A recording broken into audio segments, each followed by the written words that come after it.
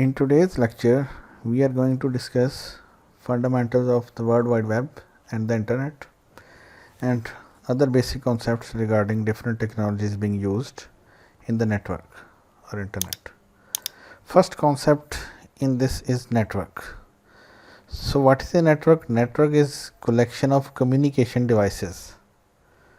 Now what does we mean by communication devices? Our mobile phone is a communication device. Our computer is a communication device. Modern printers are communication devices. We have Wingle devices, those are also communication devices. Similarly, we have hubs, the router that PTCL or other company have installed in our home. It's a device. So basically यहाँ पर network हमारे पास क्या है? Collection of communication devices है. यहाँ पर हम ये नहीं कह सकते कि कंप्यूटर्स की कलेक्शन एक नेटवर्क है. कम्युनिकेशन डिवाइसेस की कलेक्शन जो है वो नेटवर्क है. जैसे आपके पास मोबाइल फ़ोन है, आपके पास कोई प्रिंटर है, आपके पास कोई विंगल डिवाइस है, आपके घर में जो राउटर लगा है, जो डिवाइस लगी है, लैपटॉप है, इन सारों को आप कम्युनिकेशन डिवाइसेस कह सकते हैं. लेकिन कलेक्शन का मतलब ये नहीं कि आपने अलग-अलग इनको किसी जगह पर प्लेस किया हुआ तो ये नेटवर्क है. कलेक्शन का मतलब है कि ये एक दूसरे के साथ कम्युनिकेट भी कर रही हैं, ये एक दूसरे के साथ डाटा शेयर कर रही हैं या मैसेज शेयर कर रही हैं. बेसिक पर्पस क्या नेटवर्क का? The basic purpose of network is to share the resources. Now what are the resources? Hardware device एक रिसोर्स है, सॉफ्टवेयर इटसेल्फ एक रिसोर्स है, data and information are resources. Let's take a look at examples that how hardware is a resource.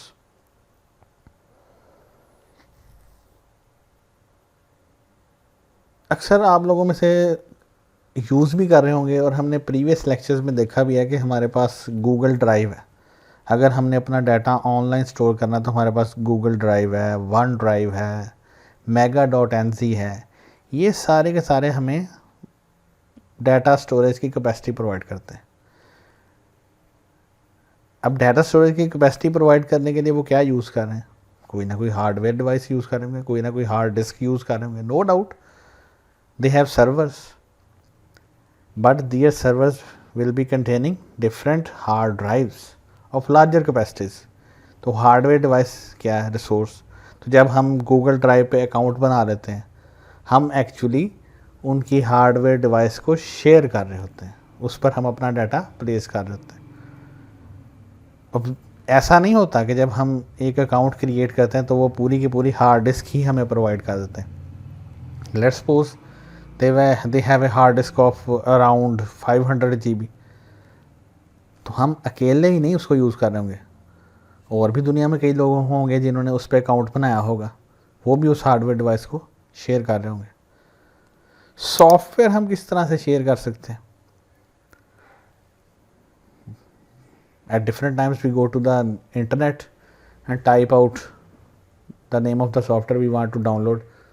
Just like I go to internet and I type VLC media player download.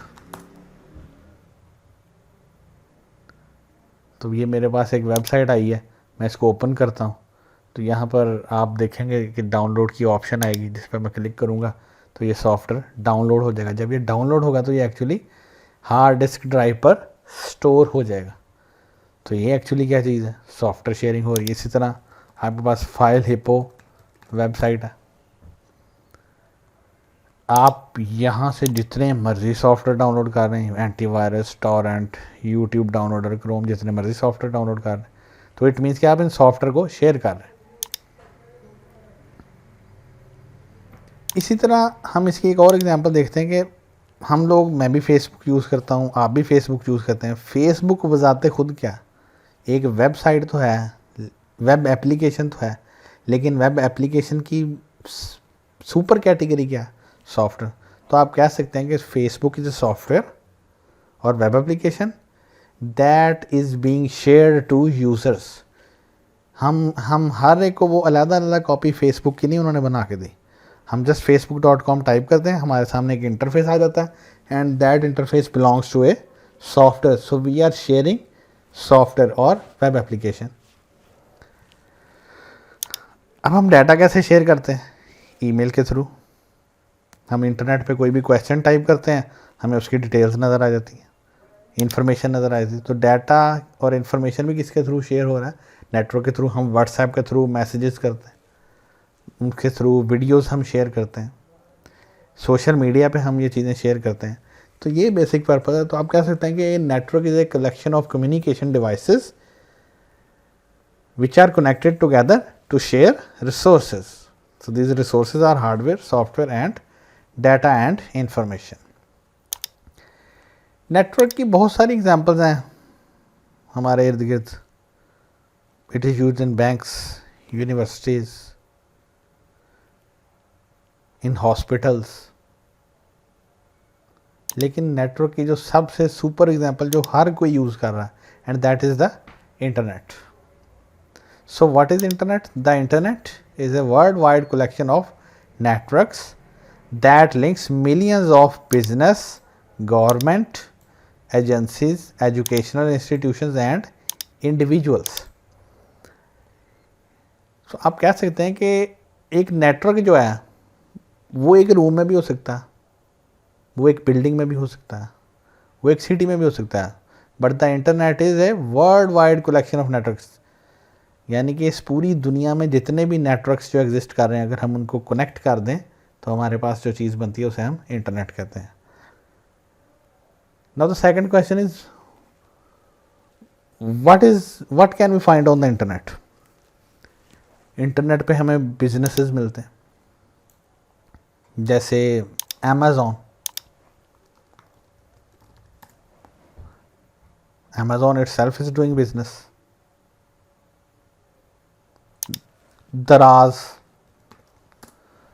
Daraz itself doing business. तो internet पे बहुत सारे businesses हैं. ये तो product cell कर रहे हैं ना, इसके अलावा और भी बिजनेसेस हैं, जैसे होंडा गाड़ियों की company, Toyota bikes. Government agencies हैं, जैसे आप गवर्नमेंट ऑफ पाकिस्तान की वेबसाइट देखें, गवर्नमेंट ऑफ पाकिस्तान, ये आपको गवर्नमेंट ऑफ पाकिस्तान की वेबसाइट नज़र आ रही. इसी तरह डिफरेंट कंट्रीज़ की वेबसाइट्स हैं. हॉस्पिटल्स हैं, उनकी वेबसाइट्स नज़र आती हैं. गवर्नमेंट इंस्टीट्यूट्स हैं, उनकी वेबसाइट्स हैं.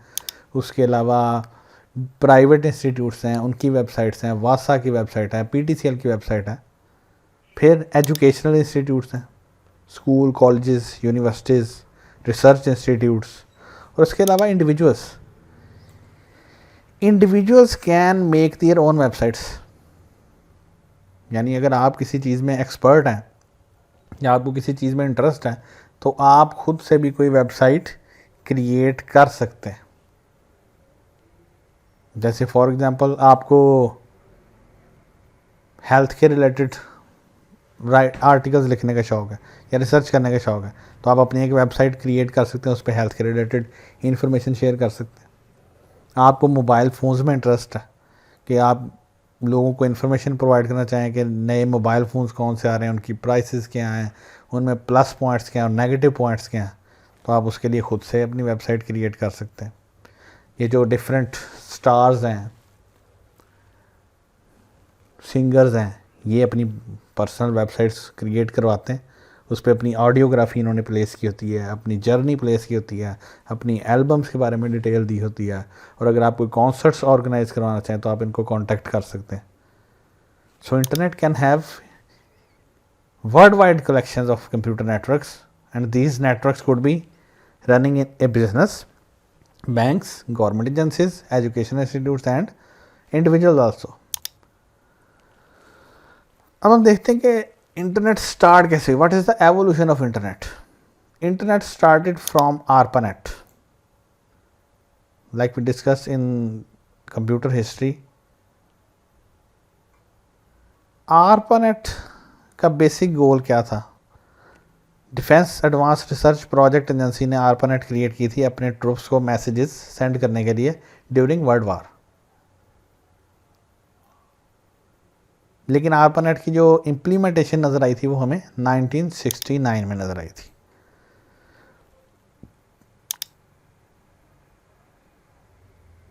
सेकंड जो मेन चीज़ एवोल्यूशन इंटरनेट में आती है आरपानेट के बाद कि आरपानेट में इंडिविजुअल कंप्यूटर्स लिंक आउट हो गए 1984 में। उसके बाद टाइमलाइन में 1986 में NSF इंक्लूड होती है, नेशनल साइंस फाउंडेशन। यानी आरपानेट जो मेन थी वो सबसे पहले तो मिलिट्री पर्पस के लिए थी 1969 में। 1969 के बाद some other individual computers also joined. In 1986, National Science Foundation connected its own network to the ARPANET. In 1995, NSF terminates its network on the internet and resumes status as a research network. 1996, Internet 2. And today the internet, we are having millions and millions of computers connected together. So this is the basic history of the internet.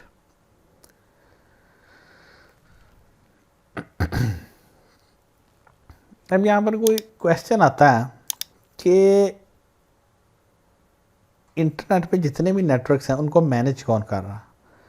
तो उसका simple सा answer है कि each organisation is responsible only for maintaining its own network. यानी पूरी internet को कोई एक पर्सन या एक ऑर्गेनाइजेशन मैनेज नहीं कर रही। पूरी इंटरनेट जो डिफरेंट सब नेटवर्क से बनी है, हर नेटवर्क को हर ऑर्गेनाइजेशन खुद ही कंट्रोल करी। जैसे PTCL का जो नेटवर्क है उसको PTCL खुद ही कंट्रोल कर रहा है। इस तरह बैंक्स का जो नेटवर्क है उनको बैंक्स खुद ही कंट्रोल कर रहे हैं। फिर इसी तरह अगर आपने एक या दो वेबसाइट्स बनाई हैं तो आप अपनी वेबसाइट्स को खुद ही कंट्रोल कर रहे हैं। लेकिन कंट्रोल किस तरह से कर रहे हैं? W3C की गाइडलाइंस के according. W3C has issued certain number of guidelines and certain number of standards that we have to follow to maintain our network or our websites. अब लास्ट स्लाइड में हमने एक टर्म देखी थी internet 2। Now what is internet 2? Internet 2 basically connected more than 200 universities and 115 companies via high-speed private network. Private network is a secure network that is not shared between different users. It is dedicated to the companies, so it's secure. So this was the Internet 2. Next हम discuss करते हैं कि internet grow किस तरह की। सबसे पहले cable internet services थी, उसके बाद डिजिटल सब्सक्राइबर लाइन, फिर फाइबर टू द प्रेमिसेस, फिर फिक्स्ड वायरलेस, फिर सेलुलर रेडियो ये जो हम आजकल यूज़ कर रहे हैं, फिर वाईफाई और अब एडवांस स्टेज में सैटेलाइट इंटरनेट सर्विस। तो ये बेसिकली मीडियम्स हैं जो एवोल्यूशन ऑफ इंटरनेट में यूज़ हुए। नेक्स्ट हमारे पास जो टर्म आती है वो है access provider. An access provider is a business that provides individuals and organizations access to the internet free or for a fee. Access provider basically एक ऑर्गेनाइजेशन है। अब इस ऑर्गेनाइजेशन का काम क्या है? लोगों को इंटरनेट की फैसिलिटी प्रोवाइड करना। अब ये इंटरनेट की फैसिलिटी फ्री ऑफ कॉस्ट भी प्रोवाइड कर सकते हैं और फ़ी भी चार्ज कर सकते हैं। जैसे फॉर एग्जांपल PTCL है। PTCL आपको टेलीफोन के साथ साथ इंटरनेट की फैसिलिटी भी प्रोवाइड करता है, लेकिन आपको उसके लिए पे करना पड़ता है। वाई ट्राइब है, Neatel है, मोबाइल फ़ोन की जितनी कंपनीज हैं जो आपको 4G प्रोवाइड कर रही हैं, 3G प्रोवाइड कर रही हैं, ये भी आपको इंटरनेट की फैसिलिटी प्रोवाइड कर रही हैं और इसके लिए चार्ज करती हैं। आपको पैकेज करवाना पड़ता है, आप पैकेज नहीं करवाते तो आपका बैलेंस कट आउट होता है। तो इनको हम इंटरनेट सर्विस प्रोवाइडर भी कहते हैं, ISP भी कह देते हैं, एक्सेस प्रोवाइडर कहते हैं या internet service provider. Now next is internet service providers में कौन कौन सी चीज़ें आ जाती हैं। एक आ जाता है रीजनल ISPs, जो किसी स्पेसिफिक एरिया में एग्जिस्ट करते हैं। उसके बाद नेशनल आईएसपीज आ जाते हैं जो पूरी कंट्री में एग्जिस्ट करते हैं। इसके अलावा इंटरनेशनल आईएसपीज भी हैं। अब आईएसपी जो है वो आपको वायर्ड इंटरनेट फैसिलिटी भी प्रोवाइड करता है और वायरलेस इंटरनेट फैसिलिटी भी प्रोवाइड करता है। So wireless internet service provider provides you wireless facility, जैसे जैज़ कंपनी है, यूफोन है, या आप वाई ट्राइब यूज़ करते हैं, या आप जोंग का विंगल परचेज़ कर लेते हैं। तो ये सारी कंपनीज आपको क्या प्रोवाइड करती हैं? Wireless internet access. आप उसको मोबाइल फ़ोन पे एक्सेस करें, आप उस विंगल को लैपटॉप के साथ कनेक्ट करें, आप वायरलेसली इंटरनेट यूज़ कर सकते हैं without using a cable. But what you will need a wireless modem. No, what is wireless modem? जब आप जोंग की इंटरनेट डिवाइस परचेज़ करते हैं, वो डिवाइस एक्चुअली क्या है? वायरलेस मॉडेम है। आप उसको चार्ज करते हैं अपनी पॉकेट में रख के, कहीं भी आप ट्रैवल करते हैं, आपको उसमें वायर प्लेस नहीं करनी पड़ती। क्यों? क्योंकि वो वायरलेस सिग्नल्स पे वर्क करती है। तो वायरलेस इंटरनेट सर्विस प्रोवाइडर आपको वायरलेस मॉडेम प्रोवाइड करते हैं। नेक्स्ट आती है हमारे पास एक इम्पॉर्टेंट टर्मिनोलॉजी, आईपी एड्रेस। पहले हम इसकी डेफिनेशन देख लेते हैं। An IP address is a number that uniquely identifies each computer or device connected to the internet. अब आप इसको थोड़ा सा अंडरस्टैंड करें। हम अक्सर टर्म यूज़ करते हैं मोबाइल नेटवर्क, यानी सेलुलर फोन्स हैं। How we differentiate between different cellular phones? From the number. जैसे आपने अगर किसी अपने दोस्त को कॉल करनी है, तो आपको कॉल करने के लिए उसका सेल नंबर या मोबाइल नंबर चाहिए। तो आप कह सकते हैं कि हर सेल नंबर जो है वो आपके दोस्त को एक दूसरे से आइडेंटिफाई करता है। यानी मोबाइल नेटवर्क में किसी भी डिवाइस को आइडेंटिफाई करवाने के लिए हम सेल नंबर यूज़ करते हैं। यानी ऐसा कोई भी मैकेनिज्म नहीं है कि हम सेल नंबर प्रोवाइड किए बगैर कॉल डायल कर लें। सो आप कह सकते हैं कि हर सिम कार्ड का कोई ना कोई एड्रेस है, और वो एड्रेस क्या है? सेल नंबर है। इसी तरह इंटरनेट पर जब हज़ारों लाखों कंप्यूटर्स कनेक्टेड हैं, हम एक कंप्यूटर को दूसरे से कैसे डिस्टिंग्विश कर सकते हैं? By using the IP address. So that's why N IP address is a number that uniquely identifies each computer or device connected to the internet. It means जिस भी डिवाइस को इंटरनेट पर कनेक्ट करना है, आपको उसके लिए आईपी एड्रेस रिक्वायर्ड है। सो IP address is the basic necessity of the internet. Two types of IP address exist. One is the static IP and other is the dynamic IP. As the name suggests, static IP always remain the same, while dynamic IPs change over time. For example, I have a computer and I have connected it to the internet. As soon as I will connect it to the internet, I will be assigned an IP address. अब जैसे ही मैं computer connect करूँगा internet से, मुझे एक IP address assign होगा। मैंने अपनी वर्क की और 1 या 1.5 घंटे के बाद मैंने अपने कंप्यूटर को ऑफ़ कर दिया, इंटरनेट से डिसकनेक्ट कर दिया, इंटरनेट डिवाइस ऑफ कर दी। अब जब मैं दोबारा इंटरनेट डिवाइस ऑन करूँगा, I will be given a different IP address. This is known as dynamic internet protocol और आईपी। स्टैटिक आईपी क्या है? इसको डेडिकेटेड आईपी भी कहते हैं। यानी आपको एक स्पेसिफिक आईपी एड्रेस दे दिया जाए और इसके चार्जेस हमेशा ज़्यादा होते हैं। जैसे हमारे मोबाइल फ़ोन के नंबर्स हैं ना, मोबाइल फ़ोन नंबर्स हमारे सारे स्टैटिक हैं। हम सिम कार्ड परचेज़ करते हैं, सिम कार्ड का कोई फ़ोन नंबर होता है और वो फ़ोन नंबर कभी भी चेंज नहीं होता। चाहे हमारा मोबाइल ऑफ हो, चाहे ऑन हो, चाहे हम मोबाइल रीस्टार्ट कर लें, हमारा वो फ़ोन नंबर हमेशा सेम रहता है। So that's a static IP. लेकिन जो हम घरों में इंटरनेट यूज़ करते हैं that use dynamic IP. IP में दो और टर्म्स आती हैं, दो टाइप्स हैं इसकी, एक IPv4 and second one is IPv6। इसको आपने इंटरनेट पर फाइंड आउट करना है। ये एक आपका टास्क है कि व्हाट इज़ द डिफरेंस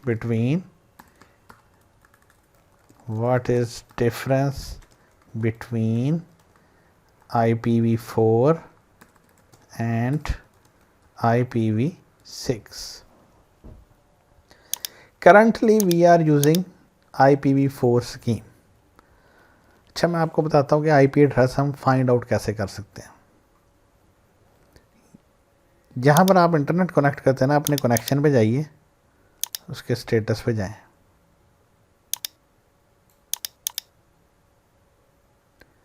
यहाँ से हम आईपी एड्रेस सेट कर सकते हैं खुद से। लेकिन अगर हमने आईपी एड्रेस को व्यू करना तो ये डिटेल्स में चले जाएं। यहाँ पर आपको ये एड्रेस नज़र आ रहा है, ये बेसिकली क्या है, आईपी एड्रेस है। ठीक है जी। और जैसे मैंने कहा था कि हम करंटली IPv4 यूज़ करें, तो आपको नज़र आ रहा है यहाँ पर IPv4 लिखा। तो याद रखने की बात यहाँ पर ये है कि किसी भी कंप्यूटर को कम्युनिकेशन करवाने के लिए हमें एक एड्रेस की ज़रूरत होती है और उस एड्रेस को हम आईपी एड्रेस कहते हैं। सेकंड, हमारे पास एक इम्पॉर्टेंट डेफिनेशन आती है domain name. What is a domain name? मैंने आपको बताया, जैसे हमने ये वेबसाइट ओपन की amazon.com, तो ये जो वर्ड अमेज़ॉन है it is a domain name. Daraz, it is a domain name. ठीक है जी, ये बेसिकली डोमेन नेम की डेफिनेशन है। So you can say that a domain name is a text version of an IP address. A domain name is the text version of an IP address. ये बिल्कुल इसी तरह है जैसे हम अपने मोबाइल फ़ोन्स में फ़ोन नंबर स्टोर करते हैं। हम किसी भी फ़ोन नंबर को याद नहीं रखते, हर फ़ोन नंबर को किसी कॉन्टैक्ट में सेव कर लेते हैं और हर कॉन्टैक्ट का एक नाम होता है। तो हम कह सकते हैं कि उस फ़ोन नंबर का जो टेक्स्ट वर्जन है वो हमारा कॉन्टैक्ट है। इसी तरह दुनिया जहान में जितने भी कंप्यूटर्स आपस में कनेक्टेड हैं वो किसी ना किसी एड्रेस को यूज़ कर रहे हैं, और वो एड्रेस क्या है, आईपी एड्रेस। और आईपी एड्रेस की टेक्स्ट वर्जन क्या है, डोमेन नेम। अब इसको हम थोड़ा अंडरस्टैंड करते हैं कि आईपी एड्रेस होता किस तरह से है और हम डोमेन नेम क्यों यूज़ करते हैं। यहाँ पर बेसिकली मैं पहले आपको बता देता हूँ कि आईपी एड्रेस होता क्या है। आईपी एड्रेस में 4 पोर्शन होते हैं। IPv4 में 4 नंबर्स होते हैं, पोर्शंस होते हैं। पहला पोर्शन जो होता है उसमें 0 से 255 तक नंबर्स आते हैं, फिर आता है एक डॉट। फिर सेकंड पोर्शन में फिर 0 से 255, फिर डॉट। थर्ड में अगेन द सेम, फिर फोर्थ में अगेन द सेम। ये आईपी एड्रेस का फॉर्मेट होता है। सो अब अगर आप नोट करें 192.168.1.3, तो ये क्या है, IPv4 एड्रेस। इसी तरह 127.0.0.1 IPv4 एड्रेस। इसी तरह 156.62.2.254 अगेन आईपी एड्रेस। इस तरह 111.121.212.234.1. Is this a valid IP address?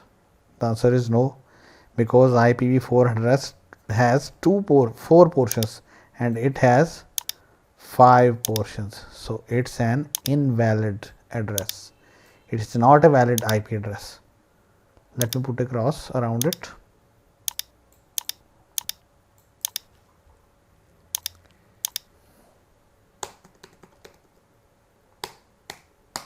Is it valid? The answer is no. Although it has 4 portions, but the number written in the last part is 256 and the range we are given is 0 to 255. It means that we can use any number between 0 and 255, but we can't use number greater than 255. Now, is this a valid IP address -4.3.2.3.1? No, because we can't use a negative number as an IP address. Okay. अच्छा students, अब आप इस चीज़ को समझने की कोशिश करें कि डोमेन नेम या टेक्स्ट वर्जन ही हमें क्यों चाहिए। हमारे मोबाइल फ़ोन में 400, 500, 600 कॉन्टैक्ट्स नॉर्मली एग्जिस्ट करते हैं। क्या हम हर फ़ोन नंबर को याद कर सकते हैं? नहीं याद कर सकते। तो हम क्या करते हैं, हर फ़ोन नंबर को किसी नेम से सेव कर लेते हैं कॉन्टैक्ट में, और जब भी हमें फ़ोन नंबर डायल करना पड़े हम एक्चुअली उस नेम को यूज़ करते हैं। इसी तरह दुनिया जहान में जितने कंप्यूटर्स हैं वो आपस में कनेक्टेड हैं, और जो भी कंप्यूटर इंटरनेट पे कनेक्टेड है हर एक का कोई ना कोई एड्रेस है। अब इस एड्रेस को हम याद नहीं रख सकते, तो हमारी आसानी के लिए डोमेन नेम बना कि हम उस एड्रेस को या आईपी एड्रेस को याद ना रखें, बल्कि उसके अगेंस्ट जो नेम है उसको हम याद रख लें। So that's why we have introduced the terminology of domain name. Now you might ask whether the computers on the internet have static IP or dynamic IPs. तो इसका आंसर बहुत सिंपल है कि जो हमारे पास वेबसाइट्स हैं वो स्टैटिक आईपी को यूज़ करती हैं, और जो हम इंटरनेट यूज़र्स हैं हम लोग डायनेमिक आईपीज़ को यूज़ करते हैं। क्यों? ऑब्वियसली हमारे पास इतने रिसोर्सेज नहीं है कि हम स्टैटिक आईपी के लिए पे कर सकें, सो हम डायनेमिक आईपीज़ को यूज़ करते हैं। लेकिन जो कंपनीज़ हैं उनके पास इन्वेस्टमेंट है, वो स्टैटिक आईपी को यूज़ करती हैं। उसकी वजह क्या है कि अगर वो भी डायनेमिक आईपी को यूज़ करने लग पड़े तो फिर हमें कैसे पता चलेगा कि अगर हमने फ़लाँ कंपनी की वेबसाइट ओपन करनी है तो कैसे करनी है, हमें इसका तो आइडिया ही नहीं होगा। इसलिए हर कंपनी जो है वो स्टैटिक आईपी को यूज़ करती है। अब नेक्स्ट क्वेश्चन आता है कि ये टेक्स्ट वर्जन और आईपी एड्रेस मैप किस तरह से होते हैं। मोबाइल फ़ोन में तो हम कॉन्टैक्ट की ऐप में मोबाइल फ़ोन नंबर स्टोर कर लेते हैं, वो मैपिंग हो जाती। लेकिन डोमेन नेम, टेक्स्ट वर्जन और आईपी एड्रेस कैसे मैप होता है, इसकी एग्जांपल हम देख लेते हैं। लेट्स सपोज ये दराज.pk या कोई भी वेबसाइट है। लेट्स सपोज मैं इसे कहता हूँ abcdef.com, ये वेबसाइट, ये डोमेन नेम है इसका। ये है जी, हम इसको कह देते हैं कि यूज़र। अब ये जो abcdef वेबसाइट है इसका डाटा कहीं ना कहीं किसी ना किसी सर्वर पर या किसी ना किसी कंप्यूटर पर एग्जिस्ट करेगा। हम कहते हैं कि लेट्स सपोज उसका IP है 156.62.5.2, और ये IP जो है ये स्टैटिक है। यानी इंटरनेट पे कोई कंप्यूटर है, उस कंप्यूटर का IP एड्रेस जो है वो आपके सामने 156.62.5.2 है, और इस कंप्यूटर पे एक वेबसाइट एग्जिस्ट करती है abcdef.com। अब अगर हमने इस वेबसाइट को यूज़ करना है या इस वेबसाइट से इंफॉर्मेशन लेनी है तो हम क्या करते हैं, इस वेबसाइट को ओपन करते हैं। कैसे ओपन करते हैं? abcdef.com लिख के, तो हमारे सामने ये वेबसाइट ओपन हो जाती है। मोबाइल फ़ोन्स में भी हम ऐसा ही करते हैं कि हमें जिस कॉन्टैक्ट को फ़ोन करना है हम उस कॉन्टैक्ट को सिलेक्ट करते हैं और उस पर डायल कर देते हैं। वहाँ पर तो कॉन्टैक्ट नंबर और फ़ोन नंबर एक जगह पर स्टोर है, वहाँ पर मैपिंग हुई है। लेकिन इंटरनेट पर ये मैपिंग कैसे हो रही है? यहाँ पर एक थर्ड कॉन्सेप्ट आता है जिसे हम कहते हैं DNS। DNS का बेसिक मीनिंग है domain name server. DNS stands for domain name server.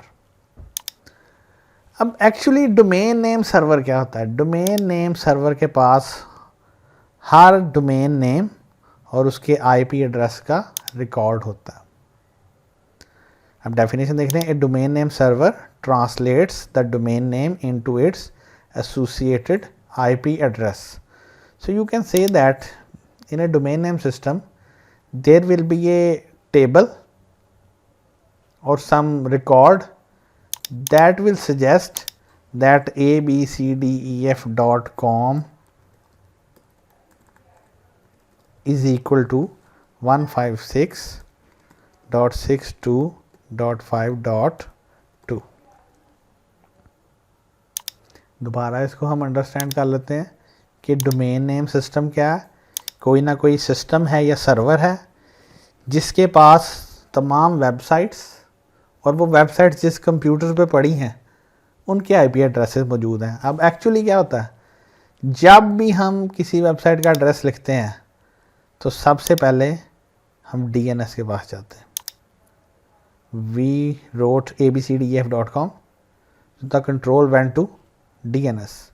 From DNS, it translated the text version into IP version and then moved to the concerned IP address. दोबारा देख लें, user हम dynamic IP use करते हैं। दुनिया जहान में जितनी भी वेब इंफॉर्मेशन है वो वेबसाइट्स की फॉर्म में। हर वेबसाइट का कोई ना कोई डाटा है, उसमें पिक्चर्स हैं, उसमें वेब पेजेस हैं, वो सारे के सारे किसी ना किसी कंप्यूटर्स पर पड़े हैं। उन कंप्यूटर्स को हम सर्वर कहते हैं। जितनी भी डिवाइसेस इंटरनेट पे कनेक्टेड हैं हर एक का कोई आईपी एड्रेस है। तो जो बिजनेसेस हैं, जो वेबसाइट्स हैं, वो स्टैटिक आईपी यूज़ करती हैं। स्टैटिक आईपी हमारे लिए याद रखने मुश्किल है, इसलिए हम क्या करते हैं, वेबसाइट्स के नेम याद रखते हैं, जिसे हम क्या कहते हैं, domain name. So domain name is text version of an IP address. जब भी हमें कोई वेबसाइट ओपन करनी पड़ती है हम सिंपली उसका डोमेन लिखते हैं और एंटर प्रेस करते हैं, वो वेबसाइट हमारे सामने ओपन हो जाती है। वो कैसे ओपन होती है, मैपिंग के थ्रू। किस चीज़ की मैपिंग, डोमेन नेम की और आईपी एड्रेस की। ये मैपिंग कौन करता है, डीएनएस। सो जब भी एज ए यूज़र हम किसी वेबसाइट का एड्रेस टाइप करते हैं हम सबसे पहले डीएनएस के पास जाते हैं। डीएनएस क्या करता है, हमारी वेबसाइट का एड्रेस देखता और उसके अगेंस्ट जो आईपी एड्रेस है उसको निकालता है और फिर हमें कंसर्न कंप्यूटर या आईपी एड्रेस से कम्युनिकेट करवा देता है। ये बेसिक प्रोसेस है डीएनएस का। अब जो मैंने पहले आपको बात बताई थी कि जो कंपनीज़ हैं वो स्टैटिक आईपी यूज़ करती हैं। क्यों यूज़ करती हैं, ताकि हम एक दफ़ा ही डीएनएस को अपडेट कर दें। अगर हर वेबसाइट डायनेमिक आईपी यूज़ करना शुरू कर दे तो बार बार डीएनएस को भी अपडेट करना पड़ेगा, जो कि एक डिफ़िकल्ट टास्क होगी।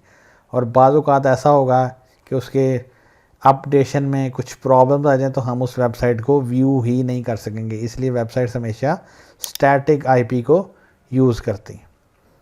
डोमेन नेम एक कॉन्सेप्ट आता है टीएलडी। टीएलडी का मीनिंग है टॉप लेवल डोमेन। जैसे ये .com, यहाँ पर आप देखें .com, इस तरह .pk, ये टॉप लेवल डोमेन्स हैं। नेक्स्ट हम देखते हैं top level domains. Top level domains basically define the type of website. Top level domain website की टाइप डिफाइन करते हैं, जैसे .biz for business, .com for commercial organisations for business for companies, .edu for education, .gov government agencies, .info for information, .net network providers, .org organisations, .pro professionals. तो ये कुछ common top level domains हैं जो हम use कर रहे हैं। लेकिन बाज़ top level domains country specific भी हैं, जैसे .pk, .au लिखेंगे तो ऑस्ट्रेलिया। इसी तरह मैं यहाँ लिखता हूँ google.ca, तो आपके सामने गूगल का सर्वर ओपन होगा, लेकिन कौन सा सर्वर, कैनेडियन। लेकिन अगर मैं सिंपली गूगल लिखता हूँ तो यहाँ पर google.com.pk यानी पाकिस्तानी सर्वर ओपन होता है। इसी तरह आप देखें यहाँ पर आपको लिखा नज़र आ रहा है google.com.pk। So Google is domain name, .com is the top level domain and .pk is specifying that it is Pakistan server. इस तरह अगर मैं देखूँ google.nz, so this is basically NZ stand for New Zealand. Okay जी। Next हमारे पास आता है कि ये जो हमने टर्मिनोलॉजी लिखी www, इसका क्या मीनिंग है। मैं कोई सी भी वेबसाइट लिखता हूँ, मैं eBay लिखता हूँ, eBay को ओपन करता हूँ तो इसके साथ भी www लिखा आता है। मैं यहाँ पर toyota.com लिखता हूँ तो इसके साथ ये www लिखा था। इसका मीनिंग क्या है? www stands for the World Wide Web. You can simply call it a web. So www consists of worldwide collection of electronic documents or web pages. So you can say that www stands for World Wide Web, and World Wide Web contains collection of electronic documents that are present in the whole world. हमने internet की definition भी यही की थी कि internet में collection of computers है world wide. अब ये कंप्यूटर्स हमने एक दूसरे के साथ कनेक्ट क्यों किए? इंफॉर्मेशन कन्वे करने के लिए। इंफॉर्मेशन कन्वे करने के लिए मीडियम कौन सा यूज़ किया जा रहा है? Electronic documents. So this is called the World Wide Web. Internet and the www are not the same. Internet is basically connection of computers that are present in the whole world. Now why these computers are connected? For the purpose of information sharing. In what format information exists? Information exists in electronic format, either text or image or video or audio, and this information is known as electronic documents. You can also say that electronic documents or the term web pages are the same. So World Wide Web is a collection of web pages that exist in the whole world. अब website क्या चीज़ है? collection of related web pages. Like we have daraz.pk. Now all the pages will be related to different products. You can say that electronic devices, electronic accessories, health and beauty, baby toys, grocery, home and lifestyle. तो दराज पीके पे जितने भी pages होंगे वो सारे के सारे किसी ना किसी प्रोडक्ट के रिलेटेड ही होंगे। तो इसलिए हम क्या कहते हैं? daraz.pk is a website. और आपके सामने कोई भी, जैसे मैं यहाँ इलेक्ट्रॉनिक डिवाइस पे एप्पल आईफोन्स ओपन करता हूँ, अब आपके सामने ये जो आ रहा है ये एक वेब पेज आ रहा है। ये आपके सामने जो है ये क्या है? एक वेब पेज है। और इसमें आपको देखें इंफॉर्मेशन मिल रही है कि प्राइस क्या है, प्राइस की कंपैरिजन क्या है, न्यू डिवाइस कौन सी है। तो ये बेसिकली एक वेब पेज भी है और एक इलेक्ट्रॉनिक डॉक्यूमेंट भी है। दराज पीके में जितने भी वेब पेजेस होंगे वो सारे के सारे इससे रिलेटेड ही होंगे। ऐसा नहीं होगा कि दराज पीके पे आपको मूवीज़ डाउनलोड करने के लिंक मिल जाए। अब ये बात हमने पहले भी की है वेब सर्वर के regarding. A web server is a computer that delivers requested web pages to your computer. ये मैंने जैसे पहले बताया था कि जितनी भी वेबसाइट्स हैं उनका जो डाटा है वो डाटा किसी ना किसी कंप्यूटर पे पड़ा हुआ है, और वो कंप्यूटर क्या चीज़ है? Web server. जो हमने प्रीवियस ये एग्जांपल डिस्कस की थी कि हमारे पास कोई वेबसाइट है ABCDEF और उसका कोई स्टैटिक IP एड्रेस है, तो इसका मतलब क्या है कि ABCDEF वेबसाइट किसी एक कंप्यूटर पे एग्जिस्ट करती है और वो कंप्यूटर बेसिकली क्या चीज़ है? कोई वेब सर्वर है। और इस वेब सर्वर पे abcdef.com के सारे वेब पेजेस पड़े हैं। तो आप सेकंड डेफिनेशन कर सकते हैं, a web server contains all the web pages related to a website. अब इंटरनेट या वेब पेजेस को ओपन करने के लिए मैं क्या यूज़ करता हूँ? एक सॉफ्टवेयर यूज़ करता हूँ। उस सॉफ्टवेयर को मैं कहता हूँ वेब ब्राउज़र और web client. A web browser और client is a software, sorry mistakenly I have written it as a computer.